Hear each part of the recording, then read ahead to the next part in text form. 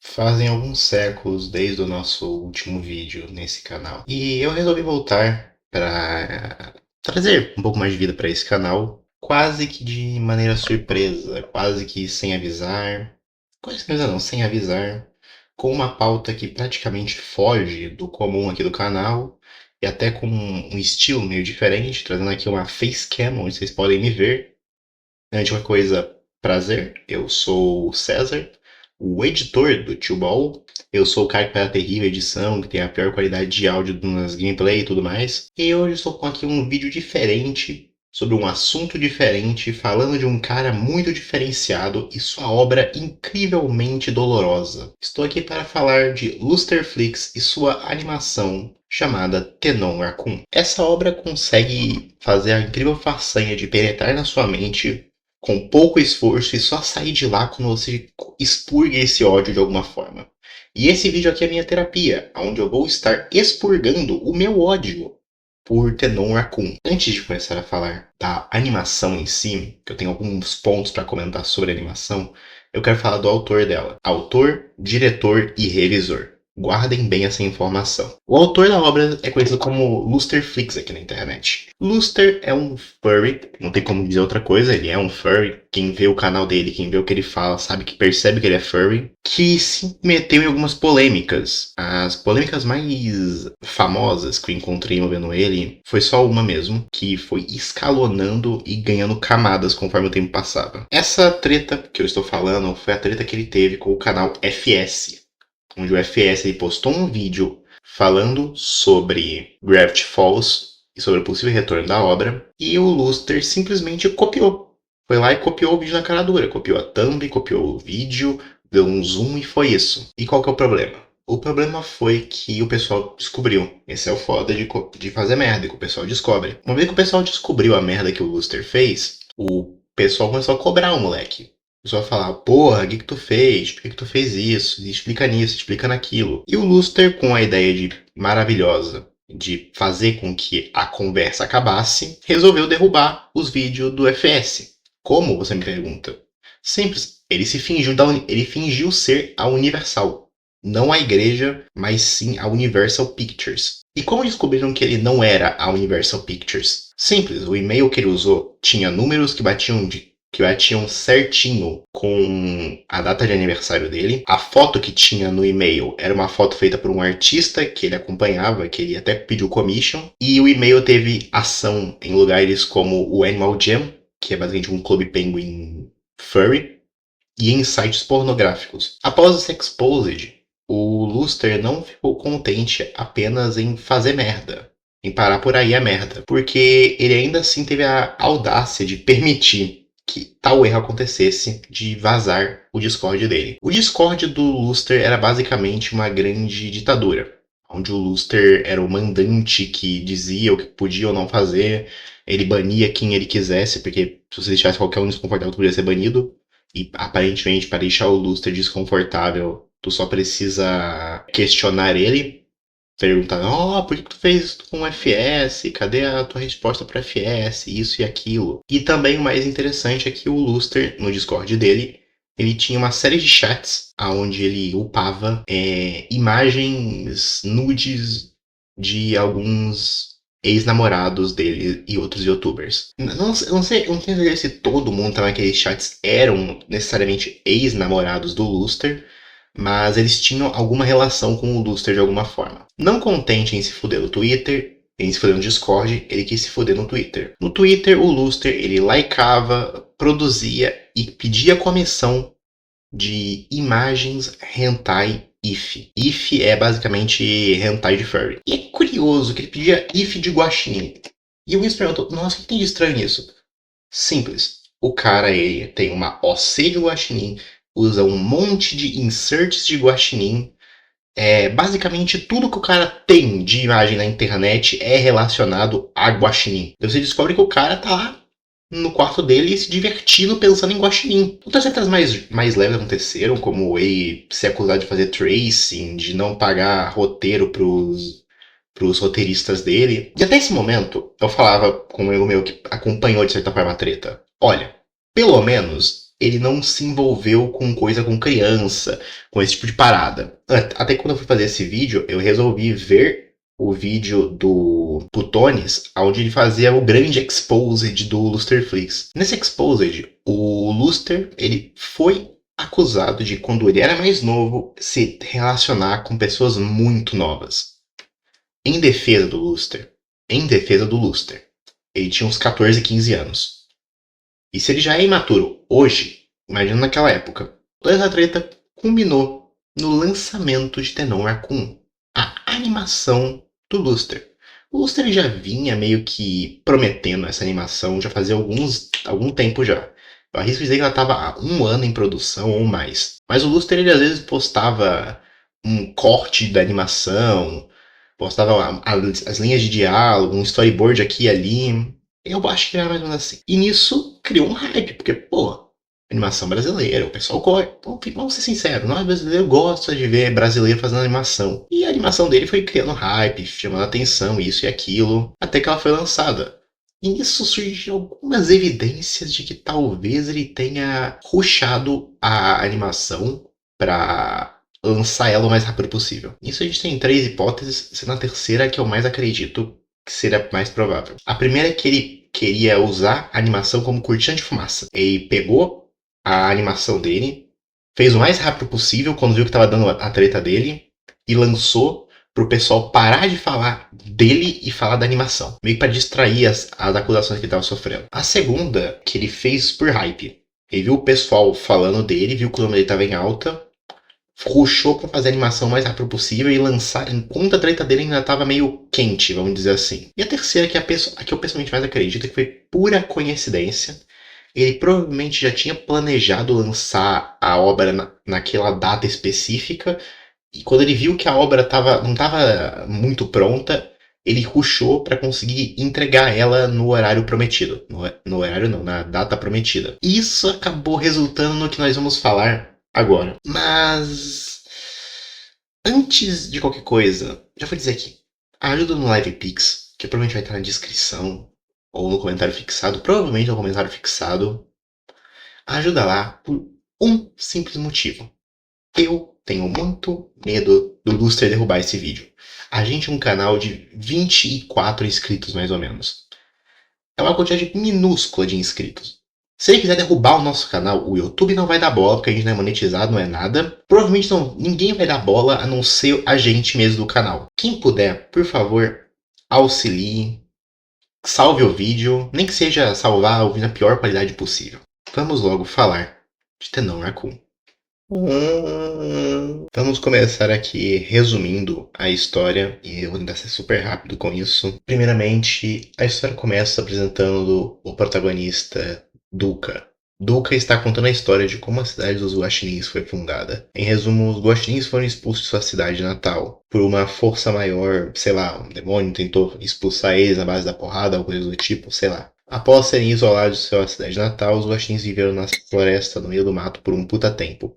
Lá na floresta, no meio do mato, onde eles ficaram por um puta tempo, um dia rolou um puta de um clarão e a mãe do Duca encontrou aquele clarão e lá no clarão ela viu, sei lá, a porra de um vale e lá naquele vale eles formaram a cidade dos Guaxinins. Após isso, Duca ele conversa com um moleque falando que para esse moleque, eu gostaria muito de ter uma pintura que nem a minha mãe. Ele mostra a pintura lá que a mãe dele recebeu por descobrir a porra da cidade. O moleque vai lá, zoa o Duca e fala pra gente que todo mundo odeia você, Duca, porque você é esquisito, você tem esse chifre esquisito, você tem esse nariz laranja esquisito, seu rabo é esquisito, você é esquisito, morre. E foi embora. Bom, após isso, o Duca vai até um personagem do Rock. O Rock passa pra gente a pio, que ele é um arrombado, e manda o Duca entregar uma caixa pra mãe dele. O Duca vai entregar essa caixa e lá ele encontra o pessoal se arrumando pra uma festa, que é a festa de aniversário da cidade. O Duca, ele encontra nessa festa uma criança chamada, sabe-se lá Deus o que eu não lembro, e uma garota chamada Rose, que é a única personagem que trata ele bem, e ele responde esse tratamento bem que ele recebe com umbrada nela, que isola ela no chão, fazendo a taça dela cair e derramar suco de vinho por todo o chão. Rose, então, levanta em lágrimas e aceita o perdão de Duca. Após isso, Duca vai até a sua mãe entregar a caixa,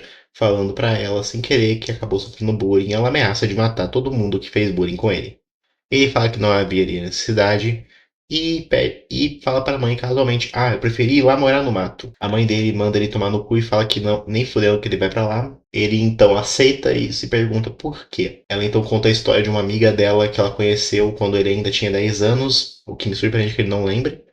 Ah, falando em não lembrar, todo mundo na cidade sofreu lavagem cerebral, menos o Duca, porque ele é filho da família imperial. Após essa, mãe do Duca conta a história de que a amiga dela foi na floresta fazer um piquenique e lá ela acabou sendo atacada por um monstro chamado O Ceifador, vulgo Senhor Morte, vulgo Capetão, vulgo Coisa Ruim, vulgo Bicho do Mato, vulgo Coisa Sinistra, vulgo Malvadão, vulgo Demônio, vulgo Satã, tudo que é de ruim. E nisso a guria acaba passando mal, desmaia e fica em coma e todo mundo culpa o Ceifador por isso. Obviamente, com esse nome, quem não culparia também? A mãe do Duca manda ele ir para casa descansar e o Duca prontamente vai para sua casa descansar. Lá na casa, no momento de descanso, ele entra no banheiro, tem uma crise existencial e pega fogo. Após isso, o Duca apaga seu fogo no chuveiro. E assim, não ficou muito legal, não. Ele vira uma criatura de fogo e usa o chuveiro para apagar as chamas que apareceram pelo seu corpo. Melhorou. E vai dormir completamente naked. É óbvio que alguns vão dizer, ah, mas ele não estava pelado. Bom, não tem nenhuma cena que implica que ele se vestiu e a gente vê a cueca dele no chão na cena seguinte. Então, provavelmente sim, ele estava pelado. Após isso, o Duca recebe uma carta do Trufa, a vulgo amigo que falou que ele é esquisito e mandou ele se matar. Mentira, ele não mandou ele se matar, mas praticamente. Trufa então vai pra cá. Trufa então envia a carta para Lusterflix, para o Lusterflix não, para Duca.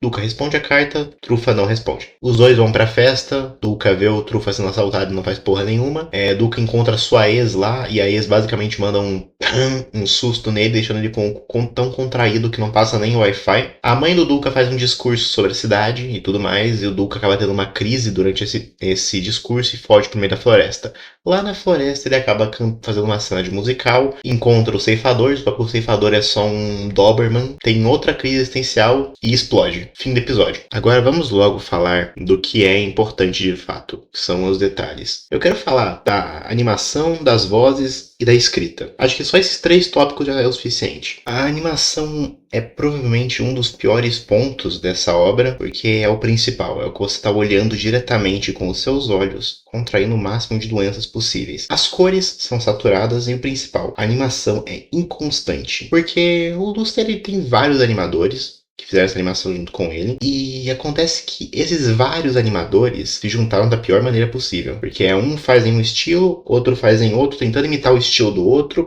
e o outro faz em outro estilo, tentando imitar o estilo do outro, sem nunca ficar parecido. Ao ponto que uma cena tem, tipo, 3 animadores e 3 estilos diferentes. São estilos sutis? São, mas é diferente o suficiente para causar estranhamento. Outro problema que eu descobri, é bem que eu descobri, acho que você percebe isso assistindo mesmo. A animação tem vários erros. Por exemplo, o background é detalhado, todo bonitinho, bem feitinho.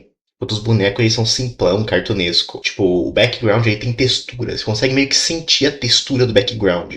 Enquanto os personagens parecem uns adesivos que estão colados na tela. Outro ponto que eu acho também curioso da animação é que aparentemente o Luster nunca assistiu uma videoaula de como desenhar. Porque são truques simples de como desenhar fariam com que o que ele fez ficasse muito melhor. Por exemplo, tem uma cena onde o personagem tá tipo, segurando um tridente. E primeiro que o personagem tá segurando tipo, o tridente tipo, sem polegar. Tipo, tá. Geralmente a gente segura uma coisa assim, a gente pega com a mão e passa o polegar aqui. O polegar geralmente fica pela frente. O boneco tava com a mão assim. O boneco tava segurando. Tava segurando o bagulho em pegada falsa. E é muito comum ter um boneco que fica segurando as coisas só assim. Só assim. O que não faz muito sentido. Se todo mundo segurasse assim as coisas no desenho, faria sentido. Só que tem alguns momentos onde alguém segura assim. Segura como se fosse uma pessoa normal. É um erro de continuidade bem normal. Mas vamos logo falar o que acontece. Tem uma cena que tá segurando lá o objeto. Tá segurando aqui que nem como ele segura. Tá segurando lá o objeto. O objeto aí tá aqui saindo. É tipo um grande tridente. Tá aqui saindo de uma grossura. E tá saindo aqui de uma grossura 1000 vezes mais fina. Ou seja, ele desenhou a mão, desenhou o tridente saindo e desenhou o tridente aqui. Isso é uma forma de desenhar? É. Só que de uma forma muito mais fácil. Você faz aqui, você desenha o tridente inteiro como uma linha contínua, depois você apaga. Isso é bom por quê? Porque o tridente mantém a proporção e o personagem está lá segurando. Sem isso aí, corre o risco do desenho ficar fino de um lado e grosso do outro, que é o que acontece. E um problema, o background tem vários momentos onde a perspectiva não faz sentido. Por exemplo, a rua, ela é pra ser reta, só que só que ela tá normal e vai fechando. Não é tipo, mas é perspectiva. Não, é literalmente a rua, ela vai se encolhendo. A rua ela vai parecer reta, só que ela tá torta, em um ponto e reta em outro. É muito desorganizado os backgrounds. É simplão o background. Não vou ficar criticando muito o background, porque acho que é o de menos. O que incomoda mesmo são as mãos dos personagens. Pra mim, o que incomoda mesmo é as mãos dos personagens. Por que, que as mãos dos personagens incomodam tanto? Por um simples motivo. Quase a animação inteira é uma roleta russa. O tanto de vezes que alguém aparece com a mão invertida. O tanto de vezes que alguém aparece com a mão esquerda no lugar da direita, com a mão da direita no lugar da esquerda. O tanto de vezes que isso acontece nessa animação machuca. E por que machuca? Simples, a animação ela tem mais ou menos uns 16 minutos. De animação propriamente dito, só 34. Porque é 34 minutos de animação e 2 de crédito e pós-crédito. Então, depois disso aí, acabou. Em 34 minutos, eu contei. Eu consegui contar 26 mãos invertidas. Uma mão invertida já ia ser ruim o suficiente. Mas 26. Deixa eu fazer uma conta aqui rapidão. Pera.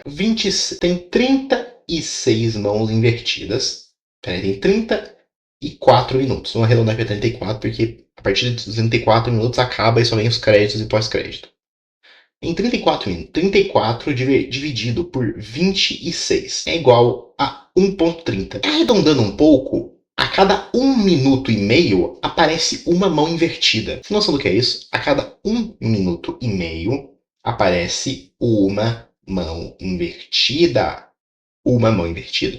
Isso parece, mas nem é tudo isso. Essa é a mão de background, é a mão disso, a mão daquilo. Não. É a mão do prota que tá invertida. É a mão de quem tá tendo destaque na porra da cena que tá invertida. Outro ponto, os personagens são reutilizados muitas vezes. Tipo, eu consegui contar. Tem 7 vezes que aparece um bonequinho que é um guaxininzinho andando de um lado pro outro. 3 vezes que aparece uma mina empurrando um bebê. E 6 vezes que aparece uma mina com o cabelo tipo da Harriet do My Little Pony. Mas é pra economizar, pra reutilizar a animação. Tudo bem, eu entendo. Só que Jovem dos Países faz de uma forma sutil, uma forma que não dê pra perceber. E com um pouco de variedade. No caso, não, esses bonecos aparecem várias vezes na sua cara e em destaque. Você consegue ver eles claramente. Não é tipo, eles estão de background escondidinho. Não, eles estão, tipo, passando na frente da tela. O que faz parecer que tem, tipo, 20 pessoas na cidade. Porque se a gente tirar os personagens que aparecem toda hora, e os prota tem tipo 20 pessoas na cidade. É pra tipo umas 100, 200, mas aparece só 20. É uma cidade que parece só ter 20 pessoas. Eu também contei, mais ou menos, 6 mudanças de estilo. 6 momentos onde a animação ela vai de um estilo pro outro. Mas eu contei meio mal essa parte, que é um pouco difícil de notar em alguns casos, mas dá pra notar. Por exemplo, tem um momento onde o boneco ele tá meio que num background esquisito, onde ele não interage de forma alguma com o movimento da câmera. Tipo, aqui tá o objeto no background, aqui tá o boneco na animação. A câmera sobe um pouquinho e o boneco também. Só que a animação do objeto que tá atrás é mais rápida do que tá na frente. Então a câmera sobe, o background se move primeiro, depois o boneco. Só que era para os dois estar se movendo juntos. Então fica tudo errado, tudo errado. Mas por que você está criticando outra animação? Por um simples motivo. Que é uma coisa que tá na cara. É a coisa. Quando você vai ver um desenho, a animação é o que tá na sua cara. É o que aparece na sua frente. É a primeira coisa que você vê quando assiste. E esse cara conseguiu falhar nisso em coisas tão básicas. E o pior, o Luster, ele é, como eu já falei antes, ele é o autor, diretor e revisor. Eu não acredito que esse cara seja o revisor. Porque ele viu esses erros de animação e não falou nada. E não fez nada sobre. Ele viu os bonecos com a mão invertida, não fez nada sobre. Ele viu o background com perspectiva esquisita, não fez nada sobre. Ele viu que os bonecos estavam se repetindo muito, nem pra mudar a cor dos bonecos. Pra mudar a cor dos bonecos, não precisa ir no desenho e redesenhar. Não. Tu vai no editor, tu vai num editor de imagem, joga o boneco e manipula a cor. Bota uma máscara e manipula a cor. Fácil, rápido, não tem que ficar redesenhando. Ainda assim, ele não fez isso. E ainda se diz como o revisor. Ele é o cara que foi lá, pegou e falou: Ok, tá bom. Eu tô vendo isso aqui, tá bom, dá pra passar. E um detalhe a mais.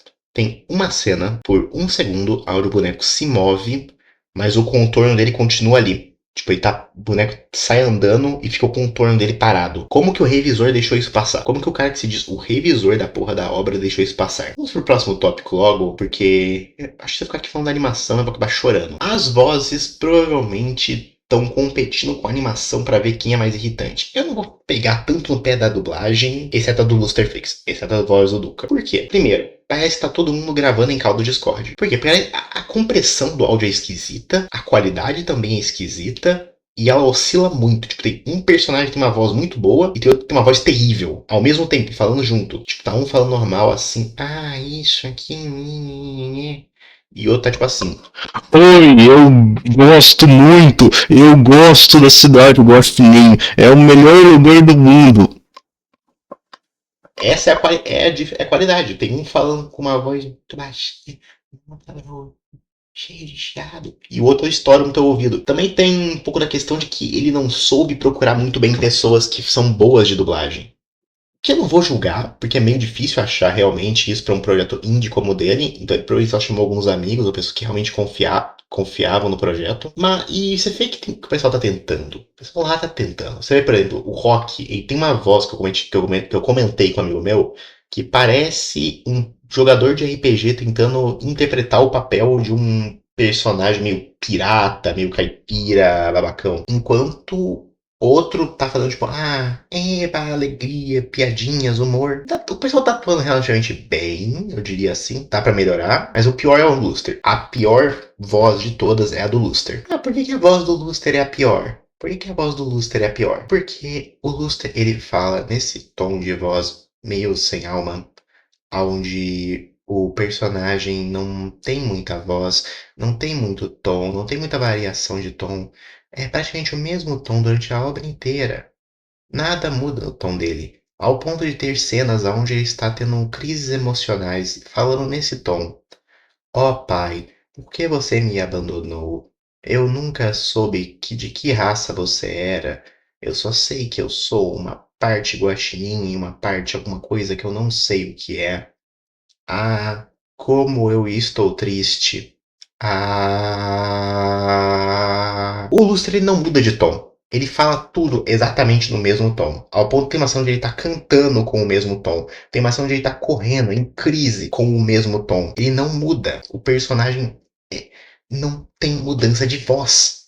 Não tem, não tem, não tem. Não tem, não tem, não tem. Não tem, não tem, não tem. Não tem, não tem, não tem. Eu vou dizer, o pior ponto dessa animação não é os problemas que acontecem. O pior ponto é o Lusterflix.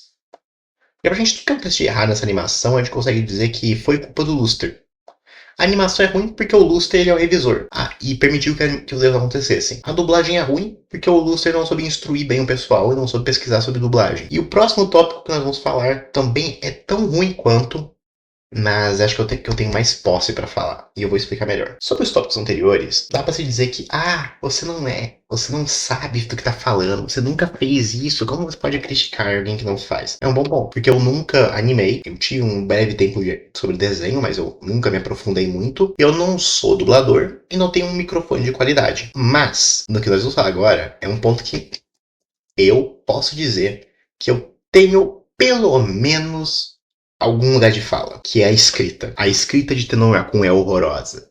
Ela é péssima, ela é mal feita, ela é mal trabalhada, ela é feita de qualquer jeito. Por que ela é mal feita e feita de qualquer jeito? Porque o Luster, que se diz o revisor, não revisou o texto. Mas com que propriedade você fala isso? Com que propriedade você fala isso? Primeiro, eu estudo pedagogia. Eu estudo para ensinar pessoas. E eu não só estudo pedagogia, eu estudo letras também. É pedagogia, letras. E fora isso, antes de eu ter mesmo começar a estudar pedagogia, eu também estava estudando alguns assuntos sobre linguística, comunicação. Tanto que eu tenho aqui na minha cabeceira, aqui junto comigo, esses livros aqui, ó. Comunicação em Prosa Moderna, que é um livro que te ajuda, tenta te ensinar a escrever melhor, a se comunicar melhor. A Gramática Normativa da Língua Portuguesa, de Rocha Lima, literalmente o nome sugere, Gramática do Português. Curso de Linguística Geral, de Ferdinand de Saussure, literalmente o nome sugere, um livro sobre linguística. Técnicas de Redação e Pesquisa Científica, essa aqui eu comprei mais porque eu estava tentando fazer uma tarefa para a facul, Isso aqui me caiu com uma mão na roda. Mas fora isso, eu já acompanhei vários vídeos sobre linguística, já li vários pequenos artigos sobre linguística. Eu estudei coisas sobre línguas, história de línguas, conceitos linguísticos. Ah, imagino que isso ajuda na história, porque eu já estudei história, contação de história, storytelling. Eu estudo um pouco de storytelling, eu estudo sobre escrita criativa, eu até escrevo um pouco, pelo menos pra mim, eu nunca publiquei alguma coisa escrita. Acho que eu não lembro quando eu era mais novo, eu tinha uma página no Wattpad onde eu publicava algumas historinhas que eu escrevia, mas eram horrorosas, péssimas. Nem procure que vai ser nojento de ler. Então, eu acredito que eu tenho um lugar de fala para falar sobre a escrita de Tenon Raccoon. Eu vou começar aqui falando logo dos erros da escrita de Tenon Raccoon. Em Tenon Raccoon, a gente tem alguns pontos que são meio bagunçados na história. Algumas coisas que deveriam ser explicadas melhor, porque a gente não tá vendo aqui um episódio 1. A gente tá vendo um piloto. O piloto, de certa forma, tem que existir por si só. Ele é quase, resumindo de uma forma meio complicada, o piloto, ele é meio que o trailer, um longo trailer da obra final. Então o piloto ele tem que explicar muito sobre o que é a obra, o que ela veio, sobre o que ela é, sobre o que são os personagens, o que é isso, o que é aquilo. Não tem que explicar da forma que deixa todas as respostas prontas, mas tem que explicar o suficiente para o pessoal entender do que a obra se trata só pelo piloto. Por exemplo, se a gente vê o piloto de Hazbin Hotel, a gente já entende. Hazbin Hotel é sobre essa guria que quer ajudar os pessoal os pecadores a deixar de ser pecador. Tem esse cara que é do mal e tá manipulando ela. Tem esse cara que ele é meio gay, isso e aquilo. Mas em Tenon Raccoon não tem isso. Tenon Raccoon, o piloto, que é pra ser algo que nos explica sobre o que a série está disposta a ser, é basicamente um episódio 1. E se fosse um episódio 1 já, estaria bom, seria aceitável. Mas não, é um piloto. É uma coisa que a gente tá vendo para saber sobre o que se trata. Eu fiz uma listinha de alguns pontos de Tenon Raccoon que me deixaram muito triste quanto à animação. Então vamos começar aqui pelo primeiro, que é a mina vira imperatriz por ver uma explosão. Isso é uma coisa triste, porque a obra começa com a gente vendo que a mãe do Luster, ela encontrou o vale, só que ela não é estabelecida como alguém importante antes, como um nome que já era relevante antes dela descobrir sobre o vale. Então, ela ser guardada como imperadora só porque descobriu a porra do vale é meio errado. Uma forma de melhorar seria o seguinte: botar que ela já era relevante na comunidade antes. E depois, quando ela descobriu o vale, ela foi finalmente coroada como imperadora. Ficaria melhor. Mas o Luster ele não quis fazer isso. Outro ponto é, todo mundo teve a mente lavada, mesmo assim protesta. Cara, esse é isso que todo mundo teve a mente lavada. Como que tem gente protestando se eles nem sabem do que estão protestando? Ninguém ali realmente sabe o que aconteceu. Ninguém sabe do que o pessoal tá falando. Pra eles nada aconteceu. Pra eles a rainha tá só se livrando de um registro histórico de um momento que não aconteceu. E ela pode literalmente só dizer, esses livros são imprecisos. Porque ela já fez lavagem cerebral em todo mundo. Ela já fez a lavagem cerebral em todos. Todo mundo acredita no que a rainha diz. E ninguém se lembra do que ela tá tentando esconder. Então por que eles protestam? Por que eles lutam contra? Próximo. O Luster refere a família real como família. A família imperial como família real. O correto é família imperial, porque a mãe dele é imperadora. E ele é filho da imperadora. Logo, ele é filho da família imperial, não da família real. Ele confundiu as coisas nesse momento. Tem outros problemas também aqui, que são, por exemplo, o filho da ditadora sofre bullying, o Luster, ele maltrata a única pessoa que trata ele bem, o filho da imperatriz não sabe. O filho da porra da imperadora não sabe quando que é o aniversário da porra da cidade. A imperadora cozinha sozinha no episódio. O Prota é burro pra caralho. Tem a cena, essa aqui eu não tenho, que é a cena da floresta. No final do episódio, o Luster foge pra floresta após descobrir uma coisa sobre a mãe dele, que eu vou estar comentando um pouco mais depois. Quando eu for explicar melhor do porquê que eu acho que o Prota é ridiculamente burro. E lá ele encontra o personagem que é o Ceifador, que é só um Doberman. Nisso, eu gosto de imaginar a cena da perspectiva do Ceifador. Ele tava lá na floresta, do nada chegou um guaxinim, surtou, começou a cantar, olhou pra ele, teve uma crise existencial e pegou fogo. É isso.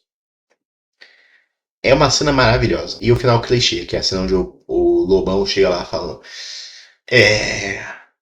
sabe, Duca, pobre Duca, Quando as pessoas te tratam como um monstro, você acaba virando um também. Vamos falar aqui por que eu acho que o Duca é muito burro. O cara, ele é filho da imperadora, e ele sabe que ele é um híbrido. E ainda assim, ele se questiona se existem outras raças. Sendo que ele já sabe que existe a raça misteriosa do pai dele. Ele já sabe que existe o ceifador. Então, se ele já sabe essas duas coisas, por que ele ainda se pergunta se existem outras raças? E ainda assim, ele fica muito chocado quando a mãe dele fala algo que dá a entender a existência de outras raças. Sendo que ela falou pra ele que só existiam as raças, só existiam os guaxinins. Sendo que o fato dele existir já prova que não existem apenas guaxinins. O fato dele e do ceifador existirem já prova que não existem apenas guaxinins. E ele ainda fica muito chocado quando a mãe dele deixa entender que não que existem coisas além dos guaxinins. Vocês estão entendendo onde eu quero chegar? O Prota é ridiculamente burro. Hora que ele não sabe onde vai estar a própria cidade. Ele fica o episódio inteiro se questionando. E passa metade do episódio se questionando o que está acontecendo. Pra depois descobrir que tô fazendo um aniversário da cidade, eu posso ir. Como se ele não fosse o filho da imperadora. Como se ele fosse, sei lá, um morador de rua que tava lá olhando, vendo o negócio. Ele é filho da imperadora. Como é que ele não sabe disso? Ah, quase que eu esquecia de falar. A cena musical. Lusterflix nos agraceia com uma linda cena onde o Prota aparece cantando uma das músicas mais cringes que eu já tive o desprazer de ouvir, com o mesmo tom monótono que ele passou o episódio inteiro. Ele começa lá no todo mundo me olhar de lado como se eu tivesse algo errado e passa horas. Na verdade o clipe tem tipo 2 minutos, só que o tempo que parece passar, parece que passou uns 30 anos que tava lá assistindo aquele negócio. Tem como salvar Tenor Raccoon?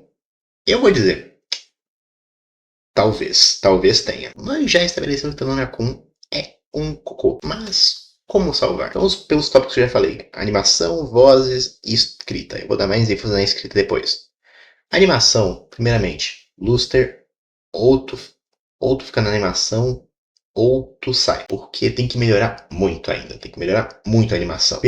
Porque não tem ordem na animação. O que eu sugiro? Primeiro, criar um model sheet dos personagens. O que é um model sheet? É basicamente uma folha, ou uma série de folhas, com informações sobre a aparência do personagem, o traço do personagem, para deixar o estilo do autor replicável. Se você procurar por aí por model sheet, tu vai encontrar vários dos Simpsons, porque os Simpsons tiveram vários. Tanto que os Simpsons têm várias regras, tipo, os bonecos têm que ter um espaço específico entre os olhos, não pode ter dente de tal formato, não pode ter cabeça de tal formato, não pode ter corpo de tal formato, não pode ter tal tipo de roupa e tudo mais. Não pode ter tal tipo de cabelo e por aí vai. Outro ponto. Eu vi o jeito que o Lustre contrata, mais ou menos, que é o seguinte: você vai lá, chega no e-mail do Lustre e manda o que você sabe fazer. Daí o Lustre vai ver se ele te contrata ou não. Esse método é ruim? Mais ou menos. Ele poderia ser melhor. Por que ele poderia ser melhor? Se tu vai contratar pessoa online desse jeito, faz o seguinte: lança e bota lá, tipo, requisitos. Para trabalhar com animação, tem que entender, tem que saber usar esse e esse software.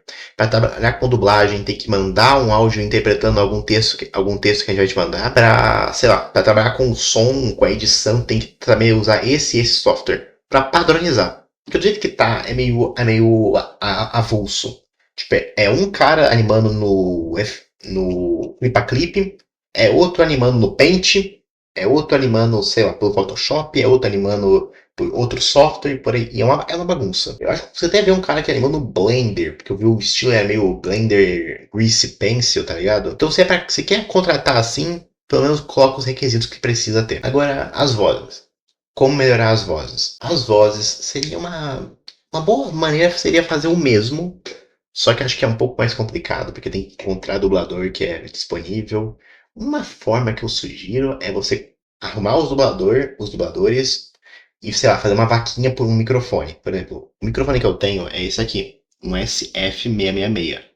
É um microfone de entrada, super baratinho, com a qualidade mediana. Então, uma boa ideia seria fazer uma vaquinha para comprar microfones pro pessoal. Sei lá, comprar um microfone único para todo mundo usar. Para todo mundo ter pelo menos a mesma qualidade de áudio. Não ter um cara que tá, tipo, mandou o áudio pelo WhatsApp e o outro tá, tipo, com um microfone épico, maravilhoso. Uma outra dica também seria tirar o Luster fixo da dublagem. Poxa, Luster, sua dublagem é muito ruim, meu amigo. Você é um dos piores nessa animação. Você pode continuar na animação, tu pode continuar sendo um diretor, isso, aquilo, mas sai da dublagem. Porque a tua voz é muito ruim, cara. Tu fala no mesmo tom o episódio inteiro. Tem zero atuação. Que você tipo tudo. Sabe, de uma maneira muito desconfortável de ficar ouvindo. Procurar um dublador de verdade, alguém bom mesmo, já iria melhorar muito o resultado das vozes. Que acho que eu vou ficar falando muito de voz, porque eu não entendo muito de áudio, eu para escrita. A escrita é onde brilha, é onde a obra brilha. Quando tu escrever uma cena, antes de eu sentar animar ela, respira, relaxa, deixa o texto quieto por tipo uma semana. Uma semana sem mexer nele. E daí, depois de uma semana, tu vai lá e lê ele. Tu lê o texto inteiro. Inteirinho. E tu vai ver que tua cabeça mudou muito nesse tempo. Tu escreveu lá no momento do calor, isso, aquilo, isso, aquilo, isso. E depois de uma semana tu vê, acho que tirar esse diálogo aqui não faz diferença. Acho que, sei lá, mudar isso aqui vai deixar melhor, isso, aquilo. Por exemplo, tem muitos diálogos na obra que são muito engordurados, vamos dizer assim. São diálogos que tem muita coisa pra falar muito pouco. Acho que um bom exemplo é a primeira cena que a gente é introduzido ao Rock, porque o Rock, ele chega e ele fala muita redundância. Tipo, eu vou na festa, mas eu não tenho amigos. Por que eu vou na festa então? Simples. Vai que alguém se machuca. Eu vou rir. Gosto de ver as pessoas se dando mal. Quando você. É uma questão de que. Se ele já tá indo lá, você já falou que ele vai ver que ele vai rir do pessoal que se machucar, a gente já entende que ele gosta do pessoal, ver o pessoal se dando mal. Então já só, eu vou rir. Gosto de. Vai que alguém se machuca. Eu vou rir. Fica tão melhor, mais natural. Outro exemplo. Vai, pega essa caixa pra sua mãe. Quero ver você se esforçando pra pegar essa caixa. Já só, pega essa caixa, vai. Quero ver você se esforçando. Ou, sei lá, duvido que você consiga. Tem várias ceninhas no desenho que é tipo isso. Outro exemplo, o bullying que o Prota sofre. Eu acho que faria mais sentido tirar essa coisa de direto o pessoal odiar ele e tudo mais. E botar algo mais sutil. Botar o pessoal olhando e ficando desconfortável com a aparência dele. Botar o pessoal conversando entre si sobre a aparência dele. Não botar o pessoal diretamente falando com ele. Porque, porra, ele é o filho da Imperadora. E a Imperadora já fez lavagem cerebral em todo mundo. Já tava disposta a matar o pessoal. Então, cara, é meio burrice isso. Deixar o pessoal falando na cara dele o que eles pensam. E um ponto que eu acho que tem que ser interessante é você parar de usar tanto a porra da palavra guaxinim. Porque, olha, vamos lembrar quanto tempo tem o episódio? O episódio tem 36. O vídeo tem 36 minutos e 46 segundos. Só uns 34 é verdadeiramente animação. E nesses 34 minutos, a gente recebe a palavra guaxinim 34 vezes. É praticamente, não, é literalmente uma vez por minuto. É quase uma vez. A gente fala um guaxinim a cada uma frase. E tem tantos onde eles vão trocar guaxinim por, sei lá, pessoa, por cara, por cidadão, por outros sinônimos que fariam mais sentido. Outro exemplo que eu não gosto muito é o nome Cidade dos Guaxinins. Eu vi um vídeo de 50 curiosidades, que futuramente pretendo trazer um react aqui pro canal para eu comentar um pouco sobre alguns detalhes. E nesse vídeo, basicamente, o Luster fala... Basicamente, nesse vídeo, você fala que a cidade tinha nome, só que ele não colocou no piloto. Por que não? Porque não colocou? Era super simples de colocar. Naquela segunda pessoa fala: Viva os 20 anos da cidade dos Guaxinins! Tá lá, Viva os 20 anos de Raccoonville, que era o nome da cidade. É rápido, fácil. E reduzir um guaxinim da frase. E tem vários momentos que ia ficar melhor. Se você tirasse o guaxinim e colocasse pra outra palavra. Porque fica mais natural. Por exemplo, eu não tô falando humano. Toda vez que eu vou falar de alguém. Eu fui lá no bar e um humano ficou falando mal de mim. Eu fui lá na escola e um humano fez bullying comigo. Eu saí com uma humana esses dias. Não fica natural? E vamos puxar logo pro ponto principal. O musical. Duas opções. Ou mata de uma vez, tira tudo de uma vez, não tem mais musical, ou bota o musical desde o começo. Se for pra última, o negócio fica muito melhor. Mas se eu colocar desde a primeira, bota o musical pra sentar, contar a história e fazer a história avançar. E tem até cenas no piloto que poderiam ser musicais. Por exemplo, a intro, ela poderia ser um musical mais triste, mais sério e lento. Outro exemplo, a história que a mãe do Luster conta. Poderia também ser um musical. Mas eu acho que tirar o musical de uma vez ficaria até melhor. Ficaria até mais entendível. E acho que de dica pra melhorar já é isso. Acho que só seguindo essas dicas que eu já dei, o negócio já ficaria um pouco melhor, mais aceitável. E apesar de tudo isso, eu consegui tirar 3 teorias dessa obra. Uma delas é a que eu mais acredito. A primeira teoria é que a mãe do Luster odeia ele. A mãe do Duca odeia ele. A segunda é que o Trufa é pago pela mãe do Duca pra ficar com ele. E a terceira é que o pai do Duca que fez aquele clarão. Motivo porque eu acho que vamos pela primeira. A mãe do Duca odeia ele. Ela tem recurso suficiente para saber que o filho dela sofre bullying e não faz nada sobre isso. Ela não chama o filho para subir no palco quando ela vai fazer o discurso. Ela sabe que o filho dela é um não guaxinim com crise por causa disso e ainda faz um discurso falando sobre o quão bom foi para a cidade se livrar dos não guaxinins. Ela quer que o filho dela seja imperador, mesmo sabendo que todo mundo quer a cabeça dele se isso acontecer. E o principal para mim, que faz eu acreditar que ela odeia o filho dela, ela contra a mentira mais óbvia na cara dele, que é, não existe nenhuma outra raça além dos guaxinins. Cara, como não existe nenhuma outra raça se ele é um híbrido? Ela reconhece que ele é um híbrido. Como que ela olha no fundo dos olhos dele, conta uma história de uma criatura que matou uma garota, olha pro filho dela que tem chifre, nariz laranja, cauda longa, e fala: não existe nada além dos guaxinins.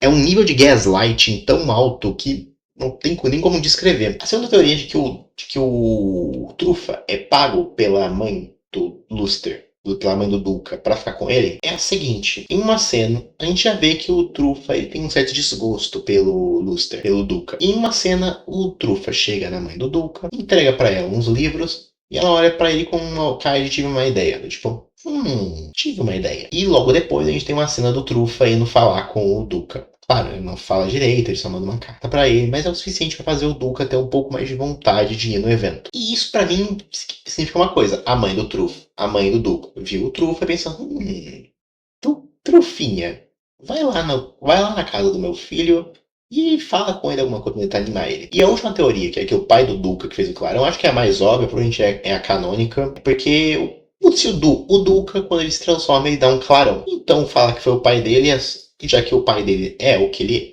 é 100% do que o Duca é só metade, então faz sentido que o pai dele seja a fonte daquele clarão.